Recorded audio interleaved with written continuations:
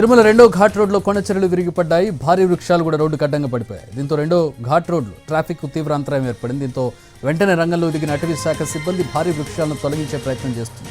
అలాగే కొండ చర్యల ద్వారా రోడ్డుపై పడ్డ బండరాళ్లను మట్టిని తొలగిస్తున్నారు.